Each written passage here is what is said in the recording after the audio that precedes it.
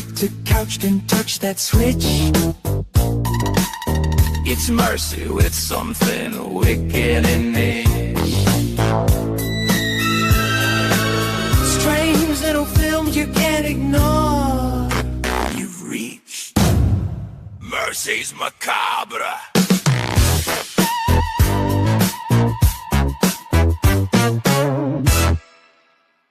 Hello, my spooky potatoes, and welcome back to Mercy's Macabre, where we celebrate the strange, the messy, and the magnificently misguided. Tonight, we are diving into one of my favorite categories of horror, the good, bad movies.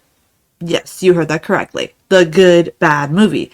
Not just a bad movie, not just a guilty pleasure, but that magical cinematic creature that is wildly flawed, occasionally nonsensical, deeply chaotic, and somehow completely lovable.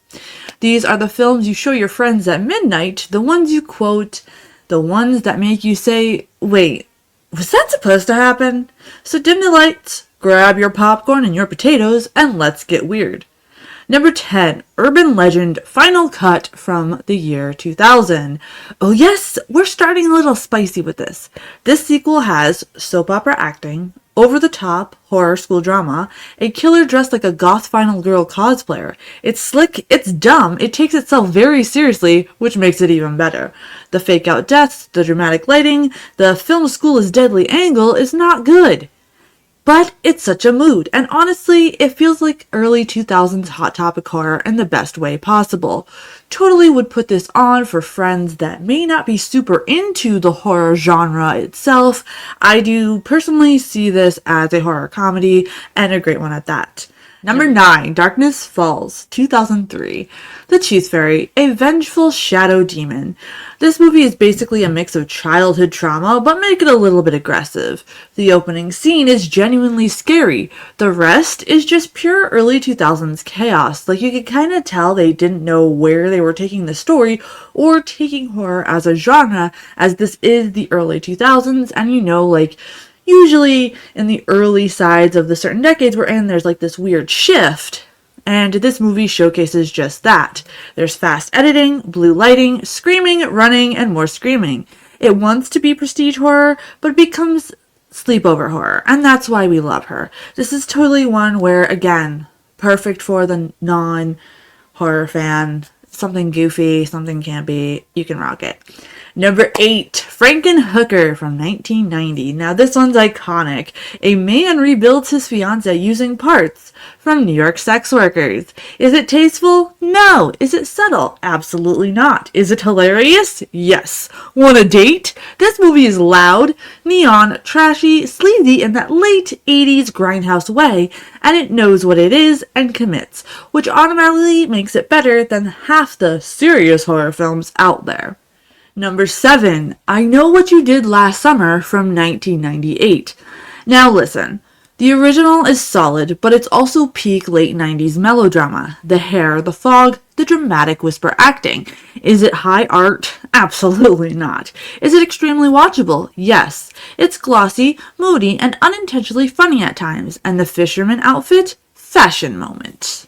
Number 6, Bless the Child from 2000. This one's a little messy. Kim Basinger, cult horror, religious symbolism, and whispered prophecy dialogue.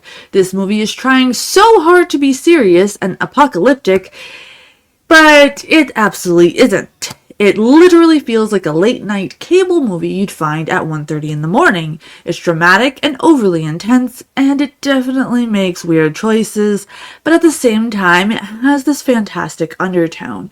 This movie is a good example of where they had like a decent story and a decent plot, but they just were experimenting a little bit too much, and had they maybe sat down and really niched down on where they wanted to take it, it could have been much, much better than it was. Number 5, Rubber from 2010. A telekinetic tire. It kills people. And yes, it's French. Rubber is either genius satire or a prank that went too far, and I genuinely love everything about it. It's dry, it's absurd, and it's deliberately weird. The tire has more personality than some horror villains. If you ever said, nothing surprises me anymore, watch Rubber. And I mean, I've seen this one like 3 times, and it's fantastic every time that I've watched it. So, definitely give it a look because it's got some hidden loveliness to it. Number 4, Killer Clowns from Outer Space, 1988. Now, this is a good bad perfection. Cotton candy cocoons, shadow puppet dinosaurs, popcorn guns. This movie understood the assignment. It's campy, it's colorful, creative, and completely unserious. And honestly, the creature design is incredible. This is the kind of movie that becomes legendary not because it's perfect, but because it's absolutely bold. Number 3, shout out to you, ATL, Attack of the Killer Tomatoes from 1978. The title alone, Killer Tomatoes. It's absurd, it's satirical, it's very low budget chaos. The sound effects, the fake panic, the flying tomato gag, it feels like someone dared a group of friends to make a movie, and somehow it became a franchise. That's powerful energy right there. Number 2 is Soul Survivors from 2001. If early 2000s angst was a movie, this definitely would be it. Moody lighting, confusing timelines, music video editing. This film doesn't just blur reality, it shatters it and glues it back wrong. It's messy, it's dramatic, it's overly stylized, but it does have some vibes to it. And sometimes vibes are enough. This one, again, early 2000s. You didn't really know what they were doing with the horror genre. This is another one that kind of showcases it. It's not completely good, but it's not completely bad either. And another perfect one for a movie night with your friends if they are not into the horror genre. And my number 1 is Winter Beast from 1992. Now this one is legendary. Winter Beast feels like 3 different movies made over 5 years by people who lost the script halfway through. The stop motion monsters, the inconsistent acting, the bizarre editing, it is beautiful chaos. You can feel the DIY passion in every frame, and that's what makes it special. It's not polished, it's not coherent, and it's not even remotely professional. It's earnest, and sometimes that's better. I always recommend everybody check out Winter Beast. Regardless of what film genre that you love, Winter Beast is absolutely the best good bad horror movie. So guys, what makes a good bad movie? It's heart, it's commitment, it's audacity. It's when filmmakers swing so hard even if they miss. You respect the attempt. These are movies you watch with friends, movies you laugh with, movies you defend passionately, and honestly, horror would be boring without them. Now, I want to know in the comments down below, what is your favorite good mad horror movie? What's the one you forced your friends to watch? And if you enjoyed tonight's descent into cinematic chaos, don't forget to like, subscribe, and feed the algorithm before it becomes sentient. Until next time, Spooky Potatoes, thank you to everyone that supports the channel over on Patreon, Ko-fi, YouTube membership, Super Chats, and subscribers like you. Thank you so much. Stay strange, stay macabre, and maybe avoid telekinetic tires. Thank you for joining me in the shadows tonight.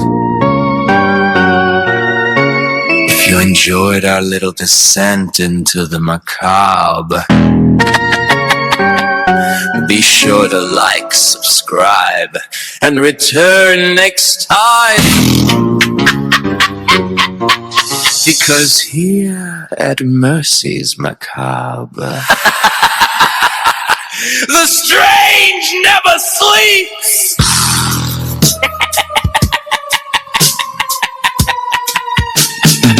Sweet screams. Spooky potatoes.